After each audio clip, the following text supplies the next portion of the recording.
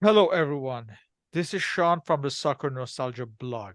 I have the pleasure to interview Atlético Mineiro supporters ambassador in New Jersey, Mr. Stanley Cunha. Mr. Cunha has appeared before on the podcast discussing Brazilian football history. This interview is separate from a podcast series. This video interview will serve as a companion piece to a written blog presentation on Brazil during the 1988 Olympic Games in Seoul, South Korea. Hello, Stanley. Always a pleasure. Hello, Sean. It's always a pleasure being with you, speaking about soccer and the Brazilian national team. Thank you. Can you describe the state of the Brazilian national team following the 1986 World Cup? Yeah, so the team, so people were very disappointed on the results of the 86 and 82 World Cup because they believed that a renovation was needed by that time. The press led people to think that the magnificent players that played in 86 and 82 as well. If they couldn't winning the World Cup, so they couldn't be able to do that, for example, in 1990, the next World Cup. So they thought that a renovation was needed. So that is what the CBF was considering by that time. So they tried to renovate the players, and it happened right after the 86 World Cup with hiring Carlos Alberto Silva. Can you describe the trajectory of the new Brazil manager, Carlos Alberto Silva? So Carlos Alberto Silva, he started in a small club in Minas Gerais, which is originally his state, where he came from. So after that, he went to Sao Paulo and coached the small clubs as well. And then he had the opportunity to coach Guarani. Guarani is, by that time, it was kind of, if we establish tiers in the Brazilian football by that time, I would say they will be the tier two, for example, like a middle class club in that time. So, and he did an amazing job. So he started the tournament with the young players. He helped to develop them.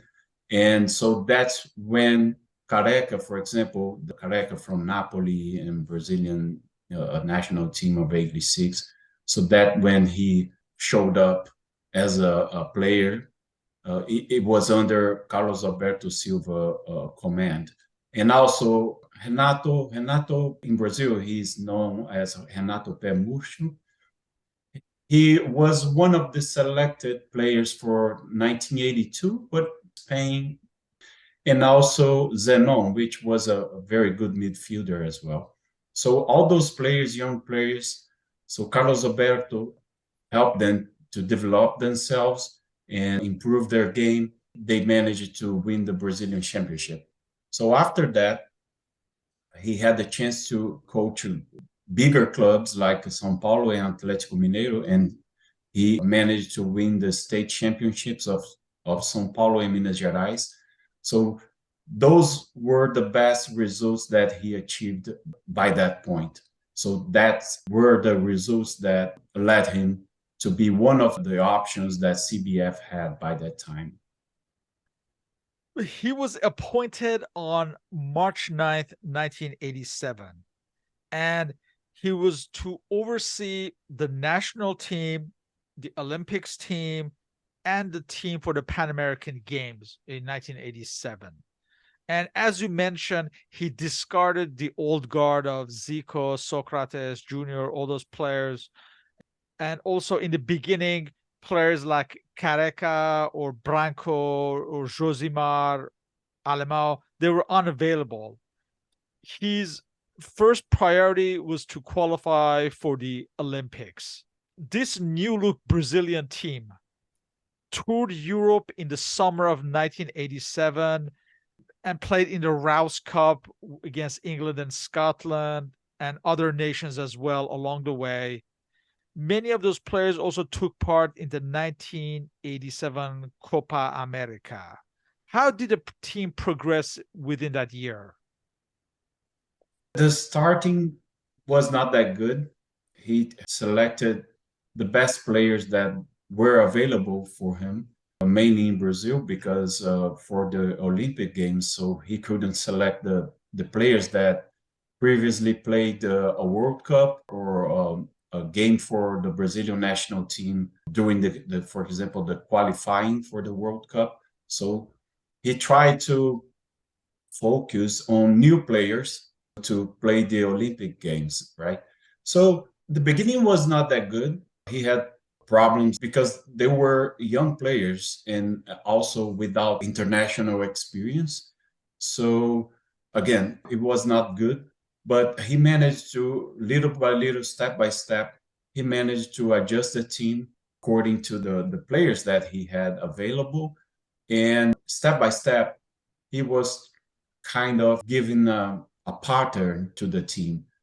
We could see that when they won the Stanley Rouse Cup, even though the game itself, the football presented by the players was not good, but at least the team was kind of showing some kind of a pattern as a team.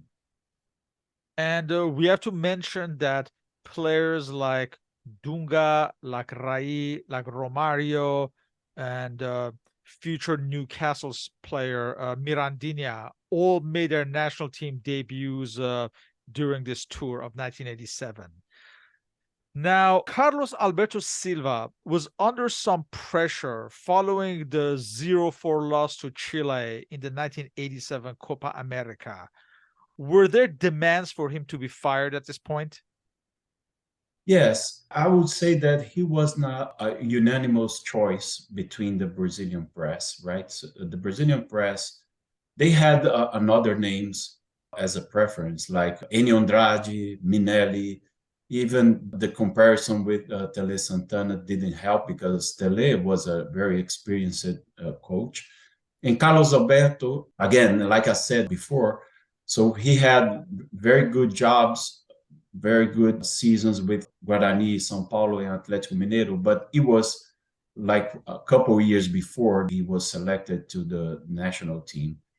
So there was pressure. He was under pressure to be fired because the results wasn't helping him as well, right? In the end of the day, we can say that he was really under pressure by the public, by the press. He did at least win the 1987 Pan American Games in Indianapolis in the United States in August of 1987. And that team included Tafarel in goal. We have Ricardo and Andre Cruz in defense, as well as Valdo and Joao Paulo, among a few other names. Yes, I have to mention that that result, it was faced by the Brazilian press as an obligation because even though the team was formed by young players, so the Pan American Games in general, the Brazilian press considered that most of the teams they were in a very low level comparing to Brazil. So they don't took the result as a big result. So the result itself didn't help Carlos Alberto in the following months. Following the Pan American Games and into the following year, and in fact, ahead of the Olympics, this Brazilian Olympic side, or the A team, the full national team as it was considered, participated in the Australian Bicentennial Tournament and also played friendlies against the Swedish Olympic side and the full national teams of Norway and Austria, and also toured the United States and Mexico playing against clubs. Ahead of the tournament itself, which was in fall of 1988, were Brazil at this point looked upon as favorites for the Olympics? Yes, they were considered a favorite because, like I said in the beginning, we could see an improvement on the national team and the results that could approve that, right? So they won both tournaments. the tournaments that came before the Olympics. Again, even though they were not presenting a magnificent game, but of course, the Olympic Games, the other teams as well, they didn't have a spectacular team, right? So that led the people to believe that they could win the championship, the tournament. And also ahead in these matches, by now, Bebeto, who actually made his Brazilian debut in 1985, he was Yes. now reintegrated with the 1988 Olympic side. And of course, we'll know the partnership he will have with Romario into the future. And we have Jorginho, Aliosio, and Ricardo in defense. So it was a strong defense. And at this point, we somewhat touched up on it in our Lazzaroni podcast. Giovani was being groomed as Brazil's next superstar. He was the captain of the team. He was playing for Vasco da Gama. So I guess winning the Bicentennial Cup in Australia, that was helpful as far as elevating Brazil's status ahead of the Olympic Games. What led people to believe that that team will be good enough to win the tournament, it's because, like you mentioned, Giovani had an amazing season with Vasco, Romario as well. He was playing a very good level since '86. Jorginho for Flamengo, Aloisio Internacional. By that time he had a transfer set up for Barcelona, right? They had João Paulo playing for Guarani, Careca playing for Cruzeiro. It's not the same Careca that played for Napoli, but Careca was a promising player. I had a friend that played with him in the younger, I think now they will call it under 20 category. And he said that by that time, among the other players on their age, Careca was the one that everybody believed that he would be a good player. He became a good player, but extra pitch problems led him to not, carry on. Now, ahead of the Olympics, Brazil would have problems because Portuguese side Benfica would not release Valdo and Ricardo Gomes, who had by now joined the Portuguese side. And in the end, neither player would be released for the Olympics. Now, how was the loss of these two key players regarded at the time? It was terrible for Carlos Alberto Silva because not only because of the quality of those players, Valdo in the previous year was one of the best players of the Brazilian tournament. If Grêmio had won that tournament, he certainly would name the best player of the tournament. Also, Carlos Alberto Silva was not able to replace them. So they went to Seoul, South Korea, short two players. He couldn't manage the team when he needed to do something. He could not manage it because he was missing Valdo and Ricardo. And Ricardo was one of the best defenders by that time as well. So it was a huge impact for Carlos Alberto. Yeah. And it was situations like this that forced the CBF in the summer of 1988 to make a rule that they would only sanction transfer players to Europe only if the clubs would agree to release the players for internationals. And Yeah. and we have to remember this is a time where clubs were not obligated to release players. Things have changed now, but this was the reality at the time. At that time, yes. Yeah. Let's discuss the situation with Benfica, especially regarding Valdo. Apparently, Benfica's management, they were disputing the length of his absence and the insurance money required and things like that. The Brazilian Federation actually made an official complaint to FIFA, and Valdo was suspended. When Romario, for the Olympic Games, his contract was not on. So it ended right before the Olympics. So he was off without a contract on, right? So Vasco required insurance for him to play, if I'm not mistaken. And after the Olympics, they agreed with the PSV for the transfer, if I'm not mistaken. Yeah. Let's look at the final 20, or actually 18 players, we should say, Yeah. selected by Brazil for the 1988 Olympics. At number 1, starting goalkeeper Tafarel of Internacional Porto Alegre. Number 2, Jorginho of Flamengo. Number 3, Batista II from Atlético Mineiro.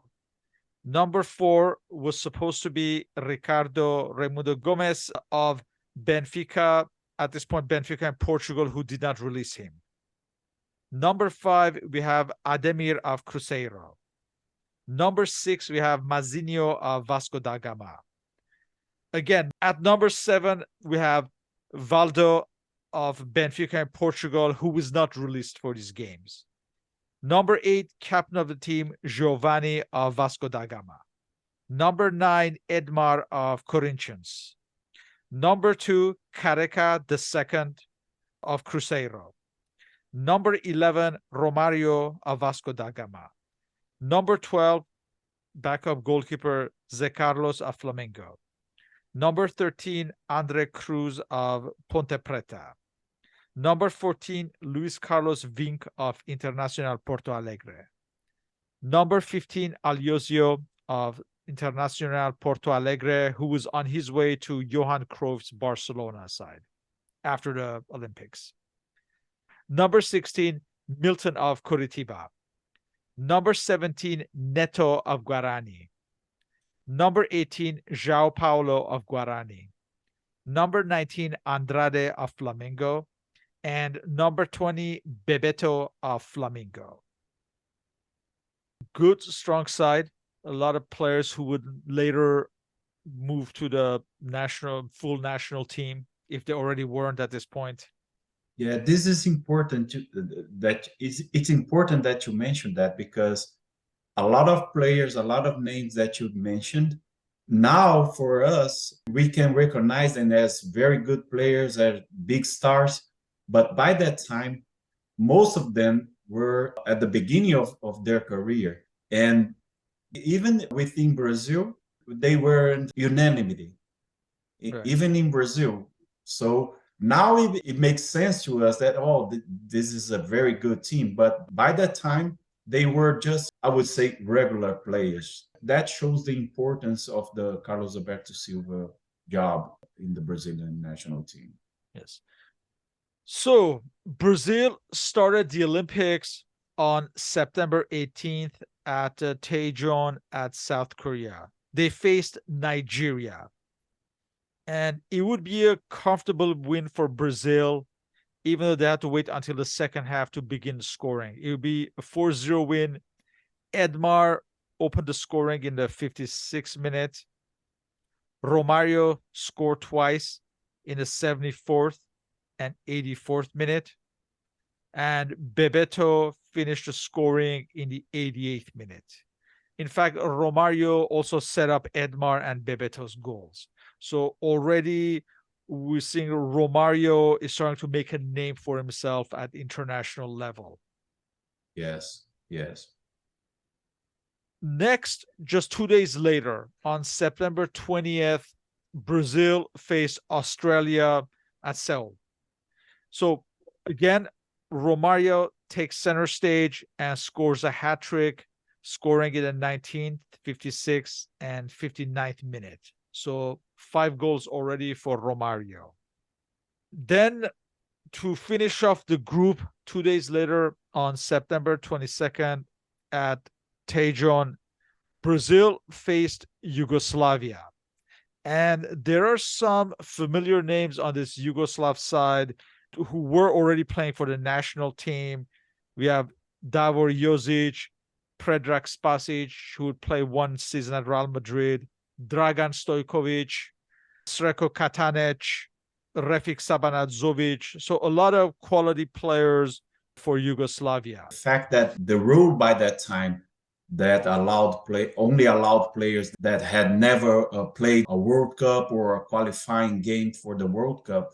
So, and the fact that Yugoslavia had very good young players by that time. So probably they had, along Brazil, Italy, and Germany, the best team of the tournament. So this match, it was a bit more difficult for Brazil. So Andre Cruz opened the scoring from a trademark free kick that we've become used to. Bebeto scored a second in the 56th minute before Refik Sabanadzovic pulled the goal back for Yugoslavia in the 69th minute.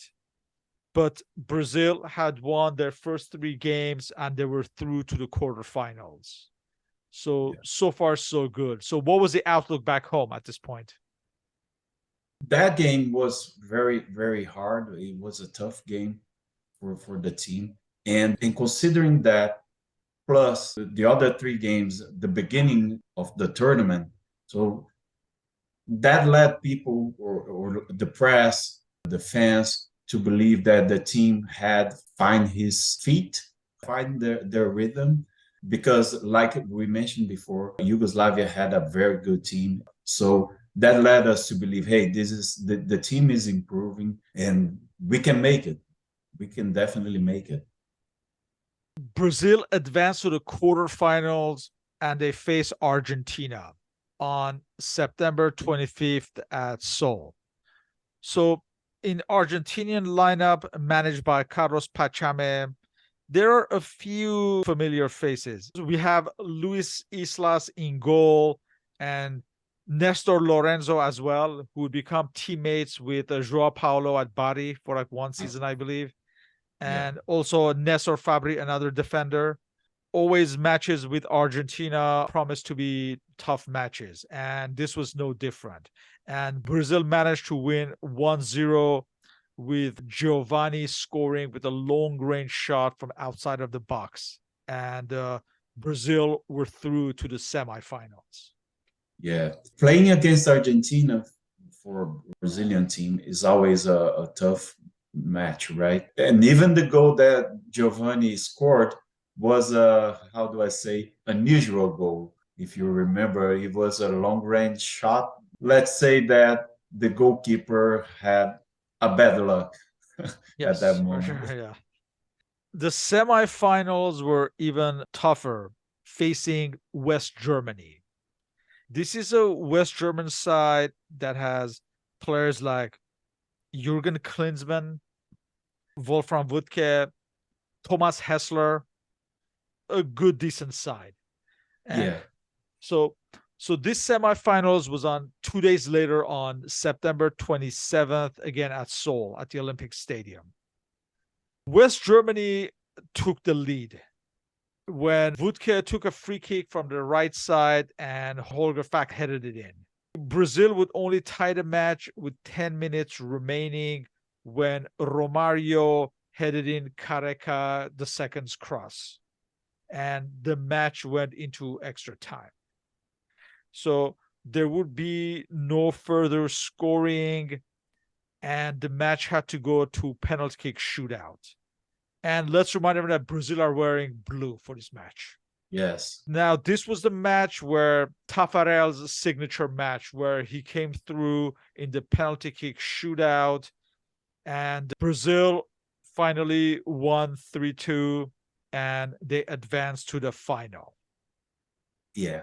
That was, like you said, that was the game when Tafarel established his name on the Brazilian national team. I remember watching that game. Tafarel was elected one of the best. If I'm not mistaken, he was elected the best goalkeeper in the 1987 Brazilian tournament. He was the revelation of the 1987 Brazilian tournament. And that game, I remember watching it when the commentators, they were saying a lot of things about Tafarel, that now he's ready to be goalkeeper for the World Cup, something like that. And also that team, the West Germany team, most of those players had been considered by Beckenbauer during the national team preparation for the Eurocopa. Right. Yeah. right? So a lot of those players were used by Beckenbauer in the main national team. Yes. However, this victory came at a price, as Giovanni and Ademir would be suspended for the final against the Soviet Union. This Soviet Union was a very strong side. It already had Alexei Mikhailichenko, who was one of the stars of the recent Euros, the 1988 Euros. Igor Dobrovolsky was another star on this team. They were considered favorites along with Brazil for this Olympics. So Yeah. this final was on October 1st at Seoul at the main stadium.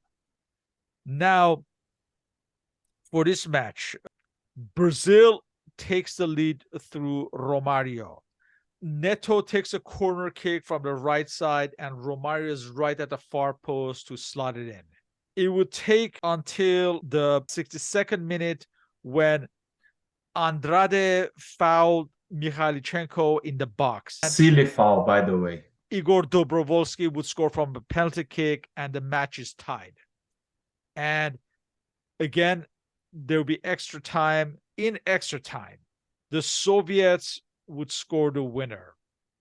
There would be a long punt from a goal kick that would reach Savichev, and he would chip over Tafarel. And the Soviets had the go-ahead goal. We have to mention there would be two sending offs. The Soviet Tatarchuk would be sent off on the 110th minute after a foul on Luis Carlos Vink. 2 minutes later, Edmar would be sent off for a foul on Mikhailichenko. For the second consecutive Olympics, Brazil lost in the final. What was the atmosphere after such an event where Brazil just can't seem to win a final in the Olympics? That was really disappointed. I watched those games, and I have to confess that that was kind of, it was similar to the World Cup, not like the World Cup, of course, the atmosphere, the way that we saw the improvement of the national team and the lack of titles as well, because for that, the last title was in 1970, the World Cup. The lack of titles, the way the team was playing, they managed to engage the people to believe that we could win. The fact that the Brazilian team has never won the Olympic Games. So everything combined led us to a expectation to win that tournament. But as we know, the Brazilian team didn't manage to win it because of everything I said. So the atmosphere in the country, with the fans, with the press, everyone was very disappointed with the outcome. Was there a belief that Brazil could have won had Giovanni and Ademir been present? Oh yes. Well, Giovanni was the maestro of the midfield. He played very well all the games, all the assists or most of the assists or the beginning of the play that resulted in goals came from his feet. So Giovanni was, along Romario, the key players of that team. And Ademir was playing very good as well.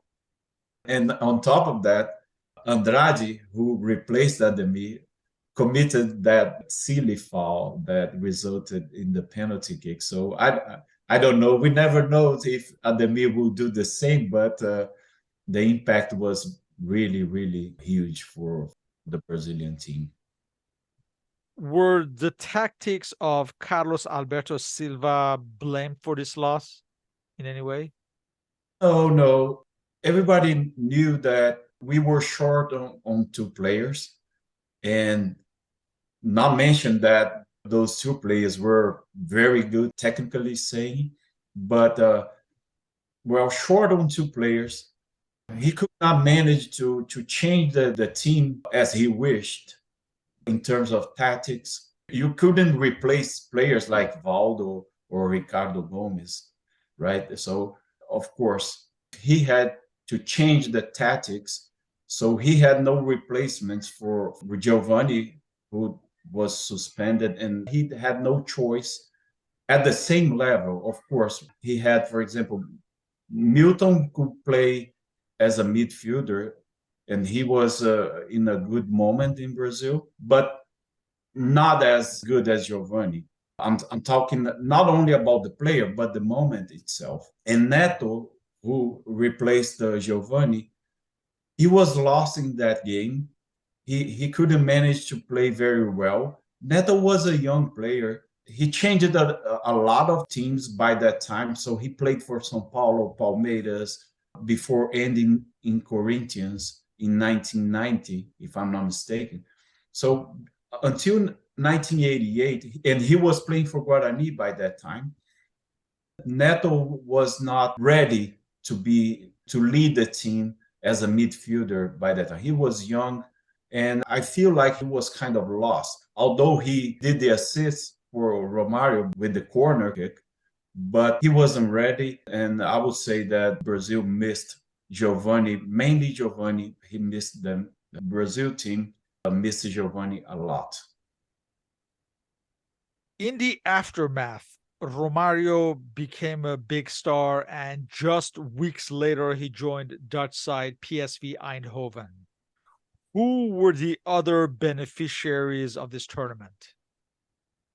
I think Aloisio was already the transfer had been agreed before the Olympics, if I'm not mistaken, or during the Olympics, something like that. So it was not after the Olympics. But Romario, I think Milton was Como, right? He went to Como, if I'm not mistaken.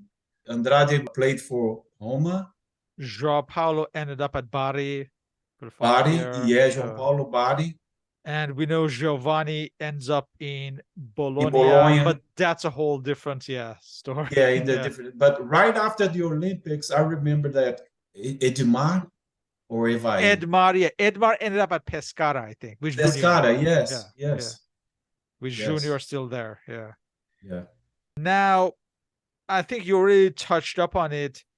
Giovanni at this point was seen as Brazil's next superstar.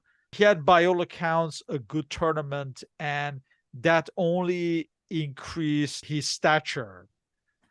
So, how was he looked upon in Brazil at this moment?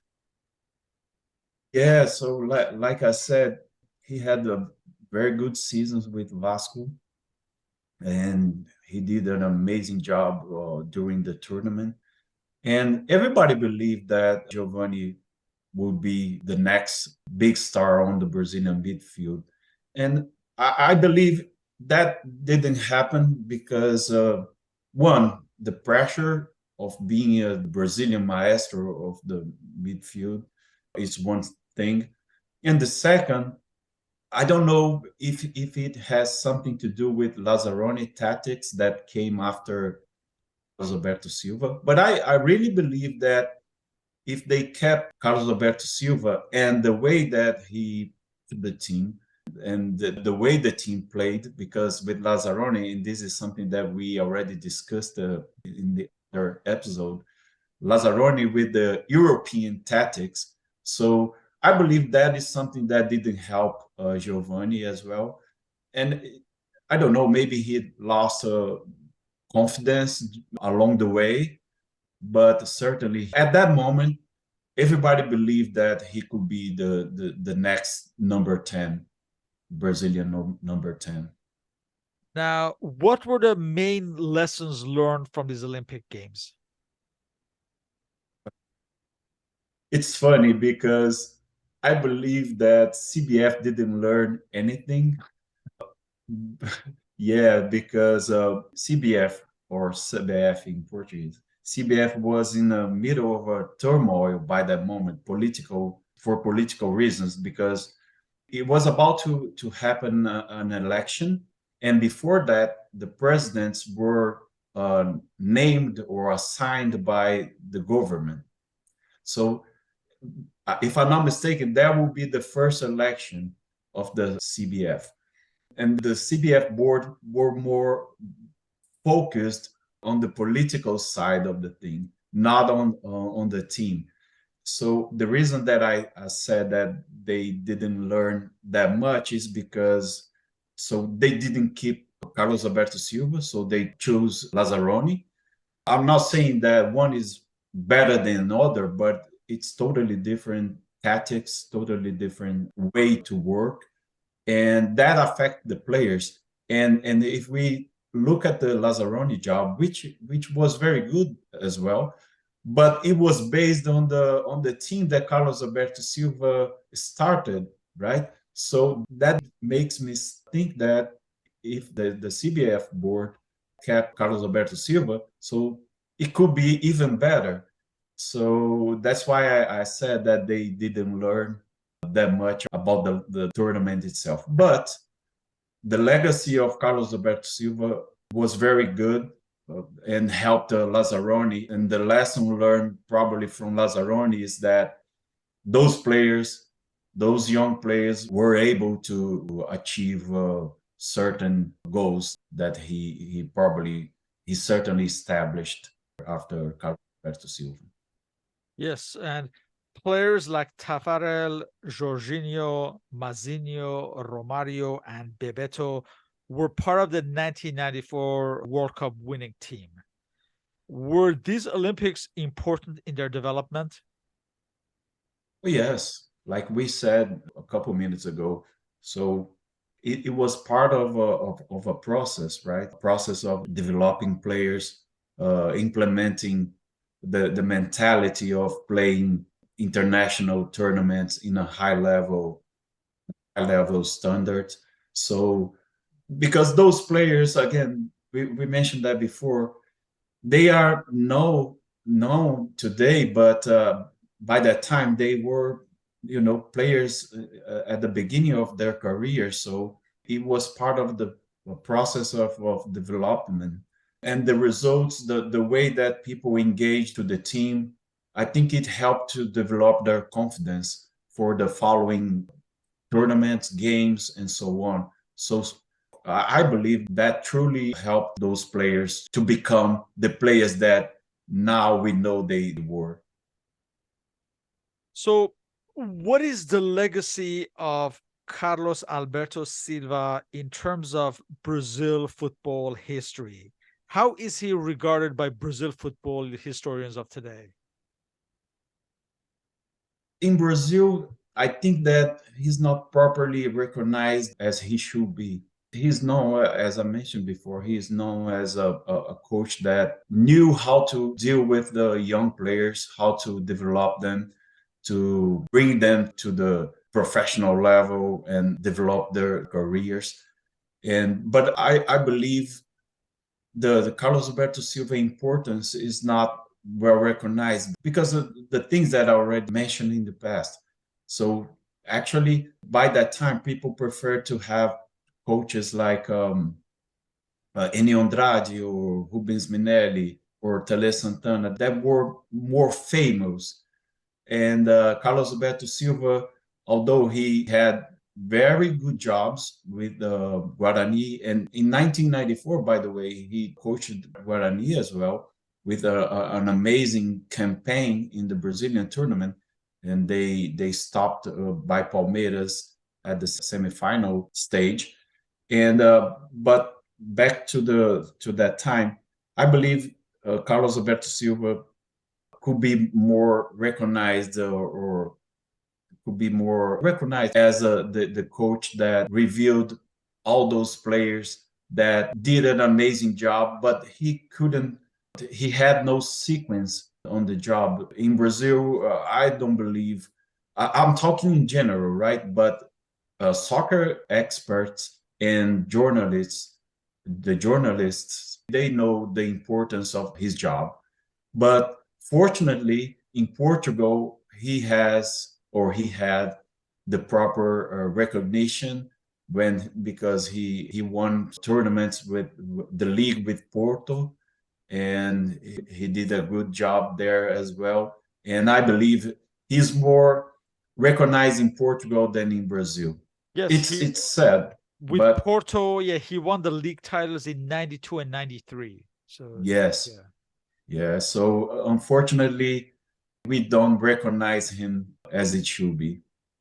Yes, sadly, he passed away on January 20th, 2017. He was 77 years old. Yeah. And And I should say that I am one of those that didn't realize by that time his importance. By that time, I also preferred to see somebody else instead of Carlos Alberto Silva. So I have to admit that. I have to admit my ignorance by that time. after the final, he was quoted as saying, "To the people of Brazil who hope so much for the gold medal, I would ask for their understanding towards these new and younger players, players who have dignified themselves and their country." And he was right because, like we said, many of them would go on to bigger and better things. So, in closing, how are these Olympics remembered in Brazilian football history? Yeah, like I said, it was kind of a mini World Cup. The fact that we saw so many good players arising, and the way that the progression of the team, the improvement of the team along the way.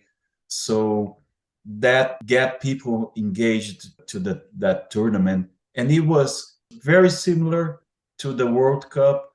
And the fact that by that time Brazil had never won the Olympics. So it was something that caught people's attention to support the team to the victory. But when it didn't happen, as we know, but I believe the engagement came because of that, because of the lack of titles, the fact that they never had won the Olympics. So things like that, it sticks on your mind, right? Like I remember that tournament as I remember the World Cups, for example, all the World Cups and that specific Olympics, and also the '96 as well. So that specific 1988 was one of the most important tournaments for us to watch. With that, I'd like to thank you for this interview. Please read the main blog article as well for more detail. The link is included on the video upload description, along with the respective contact information.